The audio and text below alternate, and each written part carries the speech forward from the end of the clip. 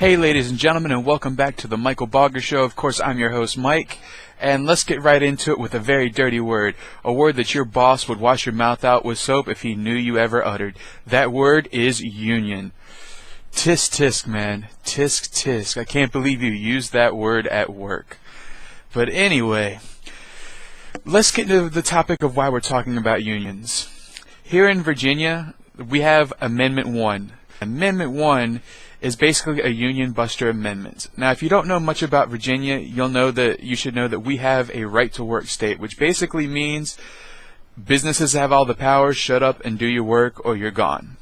And they don't even have to give you a reason to fire you. For example, if someone has sexually harassed a girl and she didn't like it, he could turn around and fire her for some other reason, and there's nothing she can do to challenge it. And yes, I have actually been on the bad side of this, not sexual harassment of course, but when I started getting sick with a health issue, my job started taking my job duties away from me, which they're not allowed to do. They're supposed to ask me if I needed any help, and if I refused help, then they can take my job duties away, but they never did that. So I asked another manager from another section if I could transfer under him because I knew I could do the duties that he needed me to do even with my heart issue. And for those of you who want to know who this company is, it's GameWorks. At the time it was called Julian's. I don't ever recommend going there. Dave & Buster's is way better, way more lenient, and they will work with anybody with disabilities. So if you're going to go to a place like that, I suggest Dave & Buster's and give them your money, and this is by no way a paid endorsement. But anyway, so when I asked to switch to a different job duties, the Mr. W, who I'll call the head manager there, decided he got the manager that I talked to that I wanted to move into his section. He asked him, would he be willing to sign a statement stating that, what was that statement? Stating that I said I no longer want to do any of my duties, and luckily Mr. R, who was my savior, the guy that stuck up for me, he looked at Mr. W and said, that's not what he said. He said that he wants to do his job, he wants to do his work, and if you're not going to let him do his work, he wants to go to a section where he can do his work that he's supposed to do. And that got Mr. W mad, and Mr. W walked off. Mr. W ultimately ended up firing me and 2 other employees because we were tired of being mistreated like we were. And eventually Mr. W did get fired himself after I filed a wrongful termination lawsuit. But since Virginia is a right to work state and I wasn't given the true reason why I was terminated, the government decided that I had no case against GameWorks or Jillian's and that I had to let it go. Or I could pay for my money out of pocket, but more than likely I'd lose because I live in a right to work state. So Amendment 1 weakens unions, weakens workers' rights, and strengthens the business rights to do whatever they want. And most people have been fed this lie from the corporate monsters that, oh, the big bad union's gonna pop out from under their bed and get you, and it's just not true. I've known people that are part of unions, and I've known people that have gone on strike while in unions, and a lot of those union dues go to help the employees that are on strike. For example, my friend's father, who was part of a union that went on strike, that union helped pay his bills, helped put food on his table while he was on strike for better working conditions. The history of unions, most people have never heard of the Battle of Blair Mountain. And if you've never heard of the Battle of Blair Mountain, I'm ashamed. I really am, because the Battle of Blair Mountain was the second bloodiest battle ever fought on American soil. And it was only a battle over workers' rights. The big coal companies at the time did not want workers unionizing, and the workers were tired of their conditions, so both sides gathered arms and on Blair Mountain fought and spilled blood for our rights. And eventually the unions won out. Now another thing in a side story is that the unions during this time, they wore red bandanas around their necks to symbolize who was part of the union force and who wasn't. And a reporter later coined this term redneck, to which we still use today.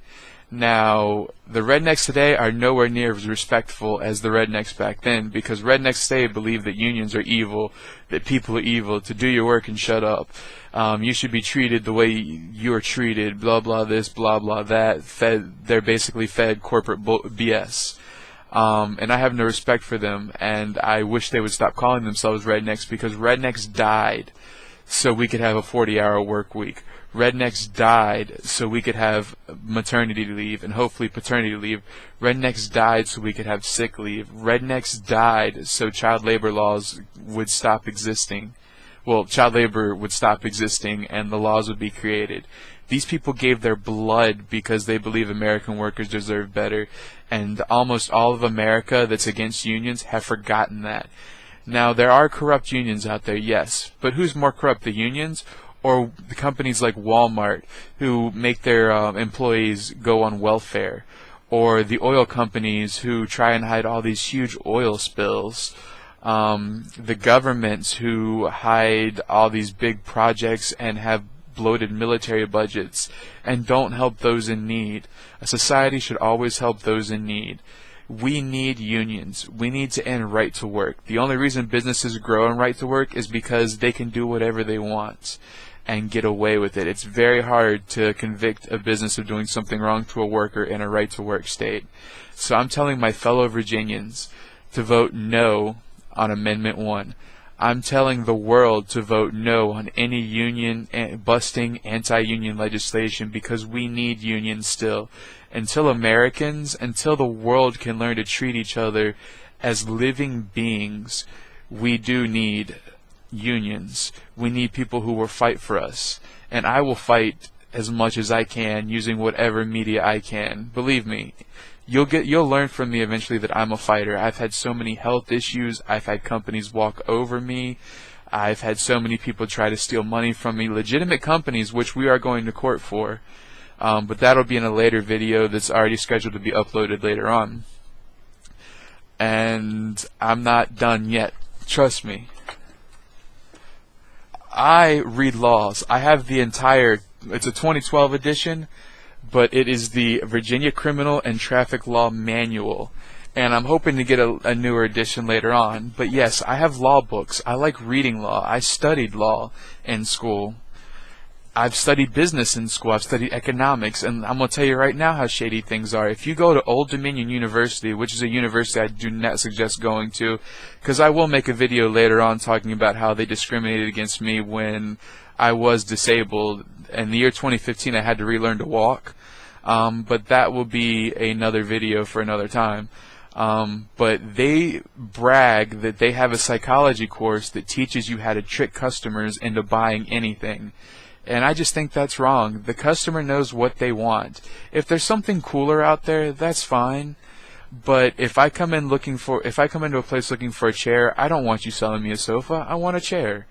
I have done sales, and I have held one of the highest sales records for a sale company I used to work for, but I'll talk about that at a later date. The whole point of this video is, though, vote no on Amendment 1. Vote no on all anti-union legislation. We need unions. We are not at the point when we don't need them. I want everyone to be treated equally. I want fair pay for everybody. I want health care for everybody. I want paid sick leave for everybody. I want to see fathers get to help the mothers of their children raise that child when it's first born, because they don't sleep at night. And I believe women need help just as much as men need help taking care of kids. It's just crazy that we live in this anti-union world we do. So my message, I'm going to repeat my message one more time and I'm going to end this. Vote no on Amendment 1. Vote no on any anti-union legislation, and let's band together. Let's show the world that without us, businesses don't thrive. I love every one of you. Spread love, not hate, and thank you for listening to this, and I hope to see you again.